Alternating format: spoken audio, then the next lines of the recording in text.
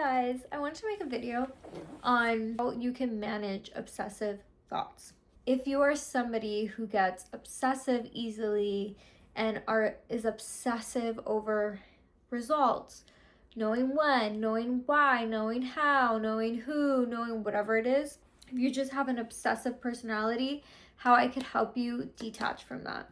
You have to understand that these obsessive thoughts are not actually your soul. They're not. These obsessive thoughts are most likely a little entity that has attached itself to your mind and feeds off your energy and keeps you on a loop. You know deep down inside from your heart that you can't think your way to an answer. You can't control certain things. You know these things deep down, but why does your mind keep on obsessing over a certain situation or person or outcome or whatever it is? It's because there's a part of you that has given away its power. It doesn't have to be now. It could have been in the past. It could have been a past life. It could have been whatever. Okay? And sometimes you think you've healed these parts of you, and then you go through a situation and they come back. And it's okay. The only thing you need to know is that as long as you don't act on these thoughts, they come and go. They come and go. You could also affirm in that moment when you're observing this thought that it seems to be repetitive in your mind and isn't feeding into the reality that you want. You could affirm, everything's working out best case scenario. I know what's for me will never pass me. Whether it's what I want or something better, I trust. The mental energy is unhealed masculine energy.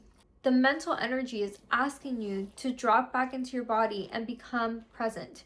The mental energy, when it's obsessive thoughts like this, is trying to get you out of the present moment. So what can you do to become present? You know, this is why it's so important to have hobbies, so important to do things that you like. Have routine, have structure. I feel like right before your life is about to change, these thoughts get louder. They're testing you. You have to literally acknowledge that this is an old version of you that doesn't fit into this new version that is most likely being blossomed behind the scenes. And you release it, and then you repeat, and you release it, and you repeat. Go for a walk, go ground yourself. Especially if this is about another person. The truth is, people are constantly telling you and showing you who they really are. You being obsessed with, when is he going to text me? Or when is this money coming in? Or when am I going to move? Or when is this going to happen? When am I going to get my dream life? When? How? That's irrelevant. And you have to understand that those thoughts are not your soul. Your soul knows. Your soul knows exactly when. Your soul knows how. Your soul knows everything. Your soul knows if that person is for you. It's the human mind, the unhealed human monkey brain that tries to get you out of the present moment and tries to feed off your energy. These entities try to feed off your energy. The best thing you could do in these moments is drop into the body, meditate, observe the mind. Don't act on any of the thoughts. Allow them to pass, allow them to go, even if it's like 1,000 thoughts per second. You could even correct yourself and be like, no, that's not true. I've been connecting with my womb the past couple days, doing some womb meditations. And I feel like if the womb creates life, right, the womb could create new timelines. So you hold the power to create new timelines. And when you're working in sync with the womb, the heart, the mind, and they're all in tune, okay, when your mind is listening to your heart, and your heart, you're in your body, you're connected to your womb, you become an unstoppable force. And I feel like right before change, like I had mentioned before, these voices in your head, especially if you're a very heady person, a mental person, if you have like Gemini or Virgo placements, Mercury heavy in the Mercury energy, you have to understand, if you don't have these things under control, they will control you. That's why I always say Your heart needs to be in the driver's seat. Your mind is in the passenger seat. It's a process to teach your mind to listen to your heart. It doesn't happen overnight. Especially if you're somebody who has come from crazy programming, a lot of things, maybe in your childhood, that put you in a lot of lack with unworthiness. Because unworthiness is truthfully the fucking tree. It's the branches. It's the roots. Your unworthiness spreads into everything in life. Your relationships, your finances, your career, your home life, everything.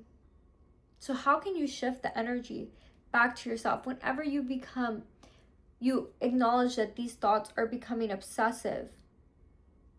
How can you shift it back to yourself, back to your soul, back to your body, back to your heart, and check the mind?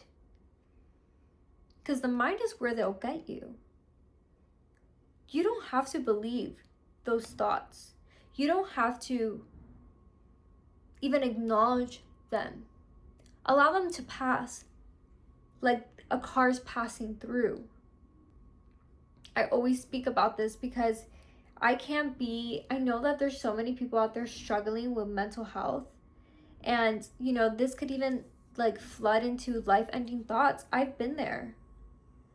I've had times where I wanted to really end it all. I wanted to not live anymore. And those thoughts were being fed into my brain. And there was moments where I chose to believe that, where I almost did believe that I was better off dead. So you have to understand all these thoughts. You don't need to claim it as your own. You don't own these thoughts. The only thoughts you own are the ones that make you feel good. And this takes dedication. This takes practice. This takes time. Part of our job as women is to be vulnerable. And that starts with yourself. To hold space for yourself. To have grace for yourself.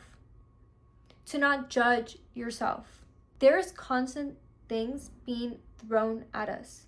Just like how social media has a certain algorithm, our reality is based off the internal algorithm. If you don't like what you see, it's really easy to change it quickly. It just takes consistency. It takes acknowledgement. It takes dedication. It takes practice.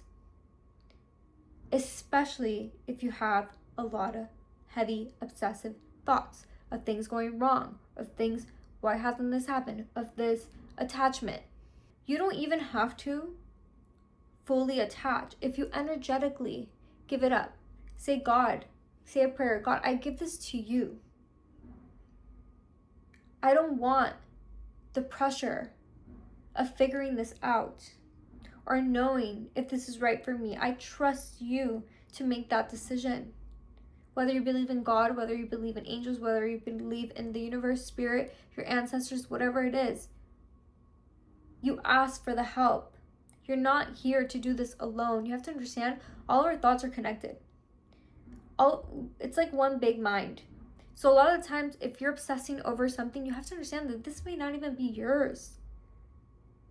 Do not claim anything that does not make you feel good in the mind to be yours. The mind is a gateway. The mind is a tool. The mind is not who you are. What you feel, how you feel inside your heart, tap into your heart, how you feel, that's the truth. A lot of people are living just in the mind. That's not a good place to live. Allow that to be a tool to manifest what it is that you want. Heart and mind conjunction. But don't allow yourself to live in the mind. You don't belong there. You belong in the body. You belong in the heart space. You belong physically. The mind is not even a physical thing. There is a soul, but that's when you leave Earth, do you even have a mind anymore? That's a question to ask. Does anybody fucking know? I know you for sure have a soul, but do you have a mind? Do you need a body to have a mind? That makes sense to me. Do you need a body to have a soul? I don't think so. But do you need a body to have a mind? I don't know. Nobody has ever talked about that, at least for me, but I don't think so. I had a high thought the other day. I'm like, wait, is the mind the brain? You got this. Don't let your mind trick you into believing that something is true when it's not true. Half the times, we come up with a million different scenarios, stories, projections. Good or bad. But allow the good ones to stick. That's a tool. Whenever you're having a negative obsessive thought, allow it to pass and you say, everything's working out for me, best case scenario. What's for me will never pass me. And if I don't get this, I trust that I will get something 10 times better for me. Because it has always been that way. I have never once been left out in the cold by God, by the universe, by spirit. Even if I had a lesson to learn, divine, divinity, grateful, thank you. Love you guys.